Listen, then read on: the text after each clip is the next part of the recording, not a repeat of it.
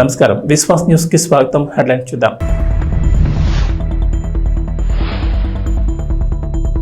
ఏపీలో పింఛన్లు పెంపు జూలై 1 నుంచి 4,000కి పెంచుతూ ప్రభుత్వ నిర్ణయం.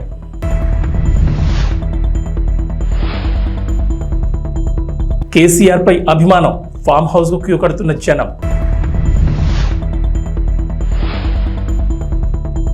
పవన్ కళ్యాణ్ కార్యాలయంలో సీఐ దురుసు ప్రవర్తన, సీఐ శ్రీనివాసరావుపై అధికారులు బదిలీ వేటు.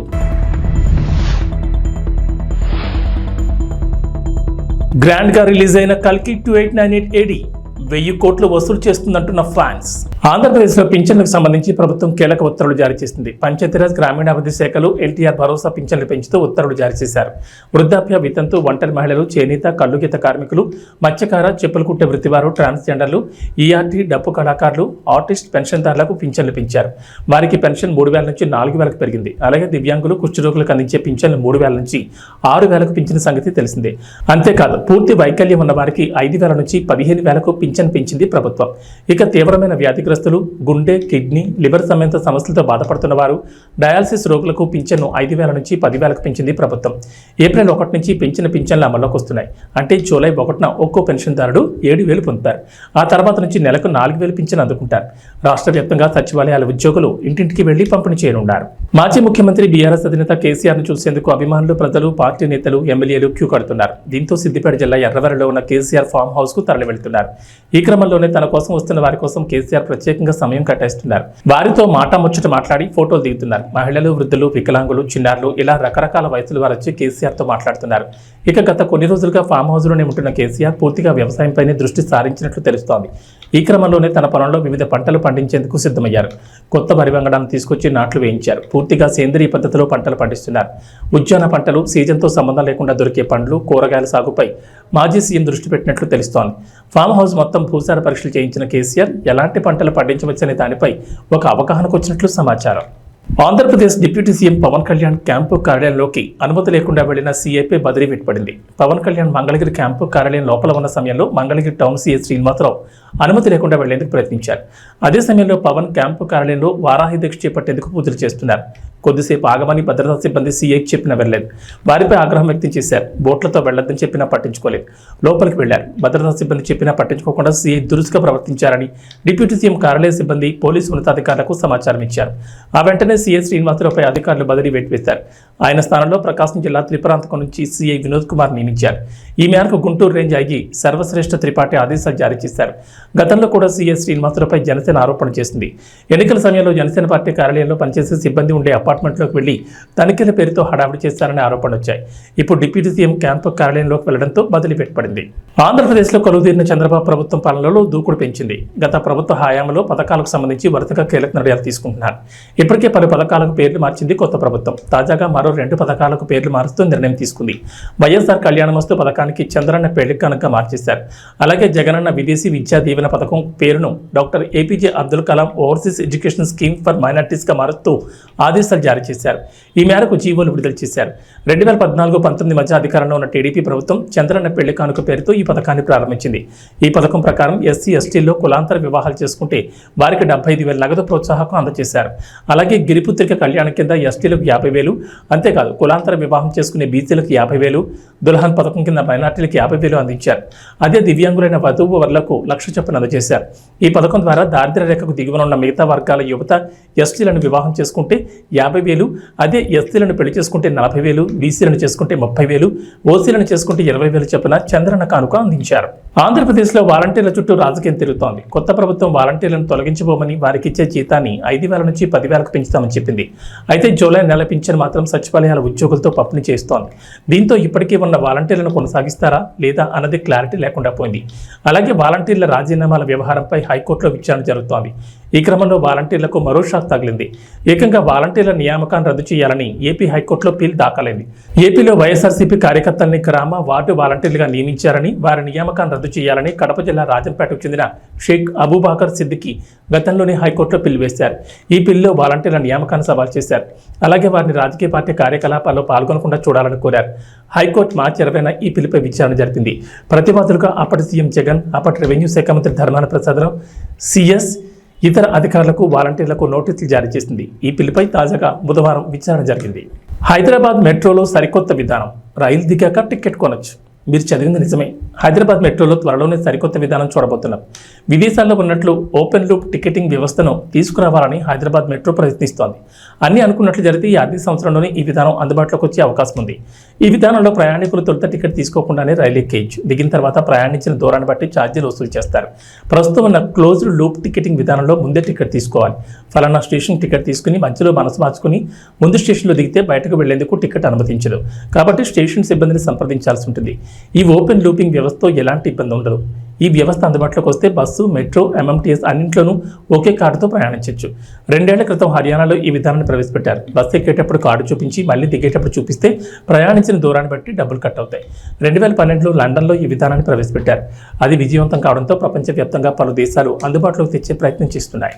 ఆంధ్రప్రదేశ్ ఉప ముఖ్యమంత్రి, పంచాయతీరాజ్ శాఖ మంత్రి, జనసేన అధ్యక్షుడు పవన్ కళ్యాణ్పై ఆ పార్టీ మచిలీపట్నం ఎంపీ వల్లభనేని బాలశౌరి పొగడ్తలతో ముంచేశారు. లోక్సభ ఎంపీగా ప్రమాణం చేసిన తర్వాత ఈ రోజు జరిగిన సభలో ఎంపీ బాలశౌరి మాట్లాడుతూ తొలుత స్పీకర్గా ఎన్నికైన ఓం బిర్లాకు అభినందనలు తెలిపారు. ఈ సందర్భంగా గడిచిన ఎన్నికల్లో జనసేనాని పవన్ కళ్యాణ్ చేసే పోరాటం, పోటీ చేసిన ప్రతి స్థానంలో ఏ విధంగా గెలిచారు అన్న అంశాలను ఒక్కొక్కటిగా ఎంపీ బాలశౌరి పేర్కొన్నారు. రాష్ట్రాభివృద్ధి కోసం ప్రజల ఆకాంక్షలు, ఆశయాలు నెరవేర్చడానికి ఎన్డీఏ కూటమి ఏర్పాటుకు ఉప ముఖ్యమంత్రి పవన్ కళ్యాణ్ తీసుకున్న నిర్ణయాలు, ఆయన చేసిన త్యాగం గురించి సభలో ప్రస్తావించారు. దేశంలో ఎన్డీఏ కూటమి గెలుపొందిన తర్వాత తొలిసారి పార్లమెంట్ సెంట్రల్ హాల్లో ఏర్పాటు చేసిన సభలో ప్రధాని మోడీ పవన్ను ఆకాశానికి ఎత్తేశారు. పవన్ అంటే కేవలం పవన్ కాదని, పవన్ అంటే ఆంది అని ప్రశంసించారు. ఇక ప్రధాని మోడీ మాట్లాడిన వ్యాఖ్యలు ప్రస్తావించిన ఎంపీ బాలశౌరి పవన్ నిజంగానే ఏపీ రాజకీయాల్లో తుఫాను సృష్టించారని, ప్రత్యర్థులను మట్టి కనిపించారని ఎంపీ బాలశౌరి పేర్కొన్నారు. భారతదేశంలో మరే పార్టీ సాధించని ఘన విజయం తన పార్టీ జనసేన సాధించిందని ఎంపీ పేర్కొన్నారు. 140 కోట్ల మంది ప్రజలు ఉన్న మన దేశంలో స్వాతంత్రం వచ్చిన తర్వాత ఎన్నికల్లో పోటీ చేసిన 21 అసెంబ్లీ, 2 ఎంపీ స్థానాల్లో గెలిచి 100% స్ట్రైక్ రేట్ సాధించిన పార్టీ జనసేన మాత్రమేనని, ఇలాంటి ఘనత సాధించడం దేశ చరిత్రలోనే ప్రథమని ఎంపీ బాలశౌరి స్పష్టం చేశారు. ఇక ఎంపీ బాలశౌరి ఉప ముఖ్యమంత్రి పవన్ కళ్యాణ్ గురించి లోక్సభలో మాట్లాడిన వీడియో చక్కర్లు కొడుతోంది. పవన్ అభిమానులు, జనసేన నాయకులు, కార్యకర్తలు సామాజిక మాధ్యమాల్లో ఈ వీడియోను విపరీతంగా వైరల్ చేస్తున్నారు. లోక్సభలో ఓ పార్టీ అధ్యక్షుడి గురించి ఎంత గొప్పగా చెప్పిన ఎంపీని తాము ఎప్పుడూ చూడలేదని కామెంట్లు పెడుతుండడం విశేషం. శ్రీ పవన్ కళ్యాణ్ గారు, and my own behalf I express my heartfelt congratulations and best wishes to you on your election as the Speaker of this prestigious House. Sir, I am confident. My party is confident. The House and 140 crore people of this country are confident that you will accomplish a great deal as a Speaker of this House. Sir, this is my thought as member of this House. Sir, I am here because of my party leader, Sri Pawan Kalyan Garu. Sir, I sincerely thank and express my gratitude to him for giving me this opportunity. Sir, Pawan Kalyan Garu is a star in AP, and Honorable PM rightly said during the NDA meeting in the Central Hall of Samyadan Sadhan that a Pawan nahi on the high. This is true. He is a tufan in Andhra politics. Sir, Pawan Kalyan Garu has made a record in history of independent India. Sir, Janasena party is the only party in the country since independence which has got 100% strike rate both in Lok Sabha and Assembly elections. Please. Sir, Janasena party fought Rajiv 21 Ranjan Assembly and 2 Lok Sabha seats and won Rajesh all 21 Ranjan Assembly seats. Sir, okay. Sir, please. రాష్ట్రంలో TDP, Janasena కూటమి పాలనలో police, revenue వ్యవస్థలు నిర్వీర్యమయ్యాయని, అంబేద్కర్ రాజ్యాంగం కాకుండా రాష్ట్రంలో red book రాజ్యాంగాన్ని అమలు చేస్తున్నారని మాజీ మంత్రి ఆదిమూలపు సురేష్ ఆందోళన వ్యక్తం చేశారు. సింగరైకొండలోని వైఎస్ఆర్సీపీ కార్యాలయంలో మాట్లాడుతూ ప్రజలు అధికారం ఇచ్చింది ఇష్టారాజ్యంగా పరిపాలన చేసుకోవడానికి కాదన్నారు.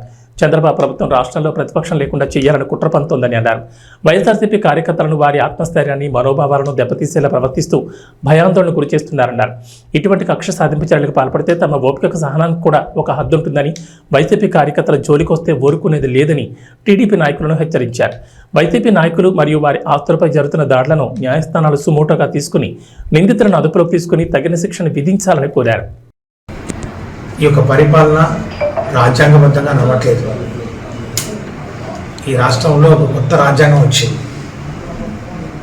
మనం అందరం అనుకుంటున్నటువంటి భారత సంవిధానం సార్వభౌమ మొత్తాన్ని కాపాడే రాజ్యాంగం, బాబాసాహెబ్ బిఆర్ అంబేద్కర్ గారు రచించిన రాజ్యాంగం ఆంధ్రప్రదేశ్లో నడవట్లేదు.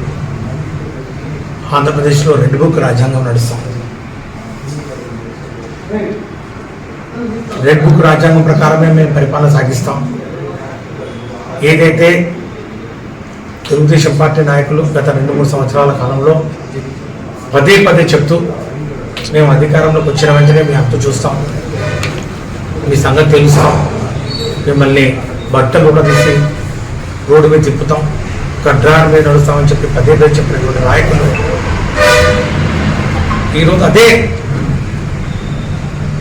మేము వచ్చింది కూడా దానివల్లనే, దానికోసమే అన్న చందంగా ఈరోజు వారు ఇచ్చినటువంటి ఆ యొక్క ప్రోత్సాహం కానివ్వండి, ప్రోద్బలంతో ఈరోజు తెలుగు తమ్ముళ్ళు రెచ్చిపోతున్నటువంటి పరిస్థితి మనం చూస్తున్నాం. ముఖ్యంగా ఒక్క మాటలు చెప్పాలంటే, మాకు ప్రజల అధికారం ఇచ్చింది మేము ఇష్టారాజ్యంగా పరిపాలన చేసుకోవడానికి. మొత్తంగా ప్రతిపక్షమే లేకుండా ఈ రాష్ట్రంలో ముఖ్యంగా ఒకే party YSR Congress party 40% vote bank ఉన్నటువంటి పార్టీ ఈరోజు దాన్ని సమూలంగా తీసివేయాలని అధికారంలో ఉన్నటువంటి 5 సంవత్సరాల్లో కూడా వైసీపీ కార్యకర్తలు వారి యొక్క ఆత్మస్థైర్యాన్ని, వారి యొక్క మనోభావాన్ని దెబ్బతీసే విధంగా ప్రవర్తిస్తూ వారిని భయాందోళనకు గురిచేస్తూ వారి మీద దాడి చేస్తూ వారి ఆస్తుల్ని కానివ్వండి, వారి యొక్క ఇళ్ళను కానివ్వండి, వారికి సంబంధించినటువంటి అన్నిటినీ కూడా ధ్వంసం చేసే కార్యక్రమం గత కొన్ని రోజులుగా మనం చూస్తాము రాష్ట్ర వ్యాప్తంగా. కాకినాడ 3 ఆంధ్ర గర్ల్స్ బెటాలియన్ ఆధ్వర్యంలో మాదక ద్రవ్యాల దుర్వినియోగం, రవాణాకు వ్యతిరేకంగా అంతర్జాతీయ దినోత్సవం సందర్భంగా కాకినాడ APSC 3వ బెటాలియన్ ఆవరణలో జరిగిన అవగాహన కార్యక్రమానికి క్యాపిటల్ హాస్పిటల్ వైద్యురాలు సలాది జ్యోతిర్మయి ముఖ్య అతిథిగా హాజరై NCC విద్యార్థులకు మాదక ద్రవ్యాల వినియోగం నిర్మూలనపై ప్రసంగించారు. అనంతరం ప్లకార్డులు, బ్యానర్లతో APSP నుంచి సర్పవరం జంక్షన్ మీదుగా బోట్ క్లబ్ 3 గర్ల్స్ బెటాలియన్ వరకు 3 ఆంధ్ర, 9 ఆంధ్ర, 18 ఆంధ్ర NCC విద్యార్థులు ర్యాలీ నిర్వహించారు. ఈ కార్యక్రమంలో NCC 18 ఆంధ్ర అధికారి మేజర్ ఆసిఫ్, 3 ఆంధ్ర బెటాలియన్ నుండి subedar Lakshmanarao, PI staff, GCI పాల్గొని విజయవంతంగా నిర్వహించారు. ఎవరైనా ఎడిక్ట్స్ ఉంటే వాళ్ళని తీసుకువెళ్ళి మంచి ట్రీట్మెంట్ ఇప్పించాలి. గవర్నమెంట్ హాస్పిటల్లో మీకు ఫ్రీగా ట్రీట్మెంట్ జరుగుతుంది. అలాగే మేము కూడా ఇప్పుడు మా సొసైటీ నుంచి మా NGO నుంచి ఒక ఫ్రీ హాస్పిటల్ ఇక్కడ గంగరాజు నగర్లో పెట్టాము. దాంట్లో కౌన్సిలింగ్, ట్రీట్మెంట్ జరుగుతుంది. సో ఎవరైనా ఎడిక్ట్స్ ఉంటే మీరు అక్కడికి పంపిస్తే అక్కడ ఫ్రీ ట్రీట్మెంట్, ఫ్రీ కౌన్సిలింగ్, ఇంకా ఏమైనా వాళ్ళకి ఏమైనా ఫ్యామిలీ కౌన్సిలింగ్ ఇలాంటివన్నీ కూడా అక్కడ జరుగుతాయి. సో ఇవన్నీ కూడా మీరు మనసులో ఉంచుకుని ఎవరైతే ఎడిక్ట్స్ ఉన్నారో వాళ్ళు మా దగ్గరికి పంపించడం, అలాగే మీరు కూడా భవిష్యత్తు తరాల్లో ఆల్కహాల్ లేకపోతే ఈ గంజా, డ్రగ్స్కి ఎంత దూరంగా ఉండాలంటే అంత దూరంగా ఉంటూ మంచి సమాజానికి మీరు భవిష్యత్తు తరాలకి మీరు మంచి బాట వేయాలని నేను కోరుకుంటూ, అలాగే ఇందులో ఇది ముఖ్యంగా ఈరోజు చేయడానికి గవర్నమెంట్ ఆఫ్ ఇండియా 2020లో నషాముక్త్ భారత్ అని మీకు తెలుసండి. నషాముక్త్ భారత్ విన్నారా? మీరెవరు వినుండరు. 2020లోనే మన ప్రధాని మోడీ గారు నషాముక్త్ భారత్ అని ఇంట్రడ్యూస్ చేశారు. అందులో భాగంగానే ఇప్పుడు మనం ఇదంతా కూడా మన ర్యాలీస్ ఇవన్నీ జరుగుతున్నాయి. సో దీనికి మీరు అందరూ కూడా సహకరించాలని కోరుకుంటూ ఈ అవకాశం ఇచ్చిన కృష్ణ గారికి, అలాగే AD గారికి, పోలీస్ డిపార్ట్మెంట్ వారికి నా నమస్కారాలు తెలియజేసుకుంటూ సెలవు తీసుకున్నాను. Thank you. ఇంత చక్కటి కార్యక్రమాన్ని ఏర్పాటు చేసినటువంటి కాలేజీ యాజమాన్యానికి నా నమస్కారాలు. ఈరోజు ఈ కార్యక్రమాన్ని జరుపుకోవడం చాలా సంతోషంగా ఉంది. ఎందుకంటే ఇది ప్రస్తుతం ఉన్నటువంటి సమాజాన్ని పట్టిపీడిస్తున్నటువంటి ఒక ప్రమాదకరమైనటువంటి ఇది ఒక డిసీజ్ లాంటిది అన్నమాట. ప్రజెంట్ యూత్ చాలా సఫర్ అవుతుంది. మీరు ఈ మధ్య సోషల్ మీడియా చూసుకున్నా కూడా రీసెంట్గా పంజాబ్లో ఒక లేడీ అర్ధరాత్రి డ్రగ్ మత్తులో రోడ్డు మీద అలాగా ఉంటే అది రీసెంట్గా సోషల్ మీడియాలో వైరల్ అయింది. అలాగే సినిమాలు చాలా ఉన్నాయి, చాలా సినిమాలు ఉన్నాయి. ఉత్తర పంజాబ్ ఉంది, లేదంటే మన తెలుగులో కూడా చాలా సినిమాలు ఉన్నాయి. అంటే అది ఫస్ట్ చిన్న ఒక సరదాగా స్టార్ట్ అవుతుంది. ఎవరో దానికి అలవాటు పడిన వాళ్ళు ఫ్రెండ్స్ ఉంటారు మన సర్కిల్లో. చిన్న అలవాటుగా సరదాగా ఏదో ఆడి ఫ్రీగా ఇస్తున్నాడని చెప్పేసి తీసుకుంటారు. తర్వాత అది ఒక అలవాటుగా మారుతుంది. ఆ అలవాటు తర్వాత వ్యసనంగా మారిపోద్ది అన్నమాట. అందులో ఏముండదు, అది ఏంటంటే సెంట్రల్ నర్వస్ సిస్టమ్ని యాక్టివేట్ చేస్తుంది. అది తీసుకున్నప్పుడు సెంట్రల్ నర్వస్ సిస్టమ్ యాక్టివేట్ అయినప్పుడు ఎలా ఉంటుంది అంటే, మనం కాఫీ తాగితే ఎలా ఉంటుంది, రిలాక్స్గా ఉంటుంది. అలాగా దానికి మనం అడిక్ట్ అయిపోతారన్నమాట ఎవరైతే ఉన్నారో. అలాగ అడిక్ట్ అయిపోయి ఇంకా అందులోనే ఉండాలనిపిస్తుంది అన్నమాట. దానివల్ల ఏమవుతుందంటే ఇంకా బయట ఏం జరుగుతుంది, దానికోసం అతను ఏం చేస్తున్నాడు అన్నది తెలియదు. మరి ముఖ్యంగా ఈ సమస్య మీరు ఎవరు ఫేస్ చేసినా చేయకపోయినా మేము రెగ్యులర్గా ఫేస్ చేస్తూ ఉంటాం. ఎందుకంటే మాకు పట్టపగలు కూడా కొంతమంది తాగుతున్నారు అన్నమాట. ఎక్కడైనా సరే కొంత నిషేధిత ప్రాంతం ఉంది, కొంచెం జనాలు అక్కడ తక్కువ వెళ్తారనుకుంటే కుర్రోళ్ళు, చాలా చిన్న చిన్న కుర్రోళ్ళు అన్నమాట, 15 నుంచి అట్లాగా 14 నుంచి స్కూళ్ళు మానేసి కాలేజీలు మానేసి వీళ్ళు 3-4 కూర్చుని తాగుతూ ఉంటారన్నమాట. 2 విధాలుగా, ఒకటి ఆర్థికంగా ఆ కుటుంబం నష్టపోతుంది, 2 అనారోగ్యాలు పాలవుతున్నారు. ఇవన్నీ దృష్టిలో పెట్టుకుని మనకి భారత ప్రధానమంత్రి గారు నరేంద్ర మోడీ గారు ఆగస్టు 15, 2020ని నశాముక్త భారత్ అభియాన్ అనే ఒక ప్రోగ్రాంను తీసుకొచ్చారు. దీని ద్వారా అంటే ఆ ప్రోగ్రాం పెట్టిన తర్వాత మాత్రమే ఈ గవర్నమెంట్ హాస్పిటల్లో డ్రగ్ డి అడిక్షన్ సెంటర్ కింద ఒకటి పెట్టి దాని ద్వారా కౌన్సిలింగ్ ఇచ్చి వాళ్ళకి సపరేట్గా డ్రగ్స్ ఇవ్వడం కూడా ఇచ్చి దాని నుంచి విముక్తి చేయాలనే ఉద్దేశంతో ఏర్పాటు చేయడం జరిగింది. మత్తు పదార్థాల వ్యతిరేక దినోత్సవంగా జరుపుకుంటాం. సో ఈ రోజు యొక్క ముఖ్య ఉద్దేశం ఏంటంటే, ఎవరైతే ఈ ప్రస్తుత సమాజంలో మత్తు పదార్థాలకు లేకపోతే ఆల్కహాల్కి ఎవరైతే బానిస అవుతున్నారో వారికి అవేర్నెస్ కల్పించి వారికి మంచి ట్రీట్మెంట్ అందించేలాగా, అలాగే ఎవరైతే స్కూల్స్ కాలేజెస్ స్టూడెంట్స్ ఉన్నారో యూనివర్సిటీ స్టూడెంట్స్ ఉన్నారో వాళ్ళు మత్తు పదార్థాల బానిసలు కాకుండా వాటిని బారిన పడకుండా కాపాడడానికి వారికి అవేర్నెస్ కల్పించడం కొరకు ఈ రోజుని ముఖ్యంగా ప్రపంచవ్యాప్తంగా ఈరోజు మనం యాంటీ డ్రగ్ డే జరుపుకుంటాం. అంతర్జాతీయ మత్తు పదార్థాల వ్యతిరేక దినోత్సవంగా ఈ రోజుని జరుపుకుంటాం. ఈ రోజు అంతర్జాతీయ మత్తు పదార్థాల వ్యతిరేక దినోత్సవం ఈ రోజున ఈ సంవత్సరానికి ఒక స్లోగన్ ఒకటి మనకి యునైటెడ్ నేషన్ ఒకటి స్లోగన్ ప్రిపేర్ చేసింది. ఏంటంటే, the evidence is clear, invest in prevention. మనం ఈ ప్రివెన్షన్ ద్వారా అంటే ఏ వ్యాధికైనా ఫస్ట్ మనం తెలుసుకోవాల్సింది ఏంటంటే, వ్యాధి మన దగ్గరికి రాకముందే మనం దాన్ని ఎలా ప్రివెంట్ చేయాలి అనేది మనం తెలుసుకోవాలి. అవునండి, వ్యాధి వచ్చిన తర్వాత దాన్ని బారిన పడి మన ఆరోగ్యం పాడు చేసుకోవడం కన్నా వ్యాధి మన దగ్గరికి రాకుండా ఎలాగ మనం దాన్ని నిర్మూలించాలి అనేది ముఖ్య ఉద్దేశంగా ఈ సంవత్సరం మనం దీన్ని ముందుకు తీసుకుపోతాం అనమాట. ఏంటంటే the evidence is clear, evidence కరెక్ట్గా ఉన్నాయి. ఏంటంటే ప్రివెన్షన్ అనమాట. మనం ప్రివెంట్ చేయాలి, ఆ వ్యాధి మన దగ్గర రాకుండా మనం చైతన్యపరచాలి, అందరినీ కూడా అవేర్నెస్ చేయాలి, చైతన్యపరచాలి. కాంగ్రెస్ పార్టీ ద్వారానే రైతులకు న్యాయం జరుగుతుందని, రైతుల రుణమాఫీపై సవాల్ విస్తున్న మాజీ మంత్రి హరీష్ రావు రాజీనామాకు సిద్ధం కావాలని కాంగ్రెస్ పార్టీ జిల్లా నాయకులు వెంకుగారి శ్రీధర్ డిమాండ్ చేశారు. మెదక్ జిల్లా రామాయంపేట మండల కేంద్రంలో కాంగ్రెస్ పార్టీ నాయకులు ముఖ్యమంత్రి రేవంత్ రెడ్డి చిత్రపటానికి పాలాభిషేకం నిర్వహించారు. ఆగస్టు 15 లోపు ముఖ్యమంత్రి రేవంత్ రెడ్డి ఇచ్చిన మాట ప్రకారం ఏకకాలంలో 2 లక్షల రుణమాఫీ చేస్తామంటూ ప్రకటించడంతో హర్షం వ్యక్తం చేస్తూ మెదక్ చౌరస్తాలో పాలాభిషేకం చేశారు. ఈ సందర్భంగా కాంగ్రెస్ పార్టీ నాయకులు మాట్లాడుతూ, కాంగ్రెస్ ప్రభుత్వ హయాంలోనే గత వైఎస్ రాజశేఖర రెడ్డి హయాంలో ₹1,00,000 రుణమాఫీ జరిగిందని, మరోసారి రేవంత్ రెడ్డి హయాంలో 2 లక్షల రుణమాఫీ జరుగుతుందని వారు హర్షం వ్యక్తం చేశారు.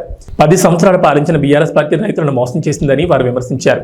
రుణమాఫీ చేసిన వెంటనే మాజీ మంత్రి హరీష్ రావు ఎమ్మెల్యే పదవికి రాజీనామా చేయాలని వారు డిమాండ్ చేశారు. ఈ కార్యక్రమంలో కాంగ్రెస్ సీనియర్ నాయకులు డాకిస్వామి, సుంకోజు దామోదర్ తదితరులు పాల్గొన్నారు. ఈరోజు ముఖ్యంగా ఫస్ట్ చెప్పదలుచుకునేది ఏంటంటే, రామాయంపేట కాంగ్రెస్ పార్టీ తరఫున మన గౌరవ ముఖ్యమంత్రి రేవంత్ రెడ్డి గారికి ప్రత్యేక కృతజ్ఞతలు తెలుపుకుంటున్నాం. ఎందుకనంటే ఎలక్షన్లో చెప్పిన విధంగా ఏకదాటిగా 2 లక్షల రుణమాఫీ చేస్తామని అప్పుడు మన గౌరవ ముఖ్యమంత్రి రేవంత్ రెడ్డి ప్రకటించడం జరిగింది. ఇప్పుడు అప్పుడు వైఎస్ రాజశేఖర రెడ్డి హయాంలో, అది కాంగ్రెస్ పార్టీ హయాంలో ఏకదాటిగా 2 లక్షలు చేసిన చరిత్ర, మళ్ళీ ఇప్పుడు ఏకదాటిగా 2 లక్షలు రుణమాఫీ చేసిన చరిత్ర కాంగ్రెస్ పార్టీకే ఉందని చెప్పేసి తెలియజేసుకుంటున్నాం. ఈ 2 లక్షల రుణమాఫీ చేసినందుకు రైతులు ఎంతో ఆనందం వ్యక్తం చేస్తున్నారు. ముఖ్యంగా హరీష్ రావుకి ఒకటి చెప్పదలుచుకున్నాము. రేవంత్ రెడ్డి గారు ఎప్పుడైతే రుణమాఫీ చేస్తారో నేను రాజీనామా చేస్తా అని చెప్పడం జరిగింది. మీరు హరీష్ రావు గారు మీరు రాజీనామాకు సిద్ధంగా అండి. ఆగస్టు 15 లోపల మా ముఖ్యమంత్రి గారు చెప్పిన విధంగా ఏకదాటిగా 2 లక్షల రుణమాఫీ చేయడం జరుగుతుంది. మీరు రాజీనామాకు సిద్ధంగా ఉండాలని చెప్పేసి కాంగ్రెస్ పార్టీ తరఫున డిమాండ్ చేస్తున్నాం. జై కాంగ్రెస్. ప్రభాస్ హీరోగా నటించిన కల్కి 2898 AD మూవీ గ్రాండ్ గా రిలీజ్ అయింది. మన తెలుగు దర్శకుడు నాగ్ అశ్విన్ తెరకెక్కించిన ఈ బిగ్ ప్రాజెక్ట్ మూవీ కోసం ప్రపంచవ్యాప్తంగా ఎంతకాలమో ఎదురు చూశారు. దిగ్గజ నటీనటులతో భారీ బడ్జెట్తో రూపొందించిన కల్కి ఈరోజు థియేటర్లో సందడి చేస్తోంది. ఇప్పటికే అన్ని థియేటర్లలోనూ అడ్వాన్స్ బుకింగ్స్ అయిపోవడంతో హౌస్ఫుల్ బోట్లు కూడా దర్శనమిస్తున్నాయి. టికెట్ రేట్లను భారీగా పెంచి సినీ ప్రేక్షకుడిని దోపిడీ చేసి మరీ నిర్మాతలు జేబులు నింపుకుంటున్నారు. మల్టీప్లెక్స్లలో 400 నుంచి 2000 పైన రేట్లుండగా హైదరాబాద్లోని సింగిల్ థియేటర్స్లో సైతం 250 తక్కువ లేవు. అయినప్పటికీ కూడా సినిమా లవర్స్ కల్కిని చూడడానికి క్యూ కడుతున్నారు. ఈ సినిమాకు వచ్చిన హైప్ అలాంటిది మరి. అయితే ఇప్పటికే కల్కి సినిమాని ఇండస్ట్రీ ప్రముఖులు వీక్షించడంతో టాక్ ముందే బయటకు వచ్చేసింది. కల్కిపై ప్రేక్షకుల్లో ఉన్న అంచనాలు మించే ఉందని చెప్తున్నారు. దర్శకుడు నాగ్ అశ్విన్ అద్భుత ప్రపంచాన్ని సృష్టించాడని, కల్కి అనే ఊహాజనిత ప్రపంచంలోకి తీసుకువెళ్లాడని అంటున్నారు. హాలీవుడ్ రేంజ్లో action episodes, VFX works Telugu cinema స్థాయిని మరో మెట్టెక్కించే విధంగా ఉన్నాయని చెప్తున్నారు. ఇక ప్రభాస్ పాత్రకు సంబంధించి చాలా సర్ప్రైజులు ఉండబోతున్నాయని, అవి తెరపై చూసినప్పుడు థ్రిల్ అవుతారని అంటున్నారు. ముఖ్యంగా ప్రభాస్ అమితాబ్ల పోరాట సన్నివేశాలు హైలైట్ కాగా కమల్ హాసన్ నట విశ్వరూపం మరోసారి కల్కిలో చూపించారని అంటున్నారు. కమల్ హాసన్ కనిపించేది 4-5 సన్నివేశాల్లోనే అయినా ఆ సీన్లు చాలా కీలకమని చెప్తున్నారు. అలాగే కల్కికి సెకండ్ పార్ట్ కూడా ఉండడంతో కమల్కి సెకండ్ పార్ట్లో ఎక్కువ ప్రాధాన్యత ఇవ్వబోతున్నట్లుగా కథలో రివీల్ చేశారు. దీపికా పదుకొనే పాత్ర కల్కిలో కీలకమని, ముఖ్యంగా ఆమె చేసిన ఎమోషనల్ సీన్లు అయితే కంటదరి పెట్టించాయని అంటున్నారు. మొత్తం 180 నిమిషాల 56 సెకండ్లు నిడుగుతున్న కల్కి కథలో బోలెడని సర్ప్రైజులు ఉన్నాయని అంటున్నారు.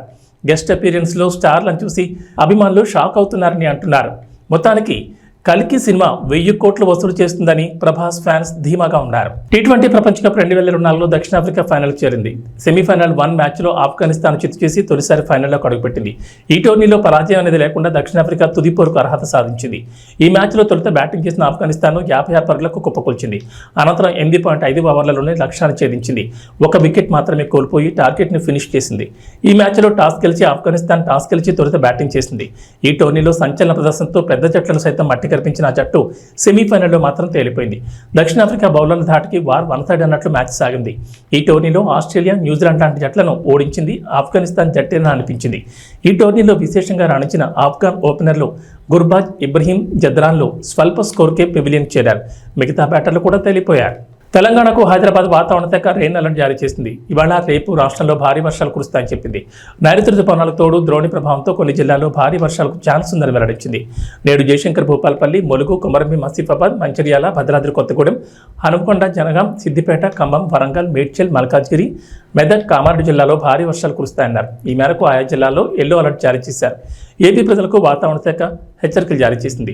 ఉపరితల ఆవర్తనం, నైరుతి రుతుపవనాల ప్రభావంతో ఇవాళ భారీ వర్షాలు కురిసే అవకాశం ఉందంటోంది. కోస్తాలో భారీ వర్షాలు, మిగిలిన జిల్లాలో తేలికపాటి నుంచి మోస్తరు వర్షాలు పడతాయంటోంది. అక్కడక్కడ పిడుగులు పడొచ్చని, గంటకు 50 కిలోమీటర్ల వేగంతో ఈదురుగాలులు వీస్తాయంటున్నారు. ఇక శ్రీకాకుళం, పార్వతీపురం, మన్యం, విజయనగరం, అల్లూరు సీతారామరాజు, విశాఖపట్నం, అనకాపల్లి, ఏలూరు, ఎన్టీఆర్ జిల్లాలో భారీ వర్షాలకు అవకాశం ఉందని చెప్తున్నారు. ఏబీ బులెటిన్ విశేషాలు. నమస్కారం.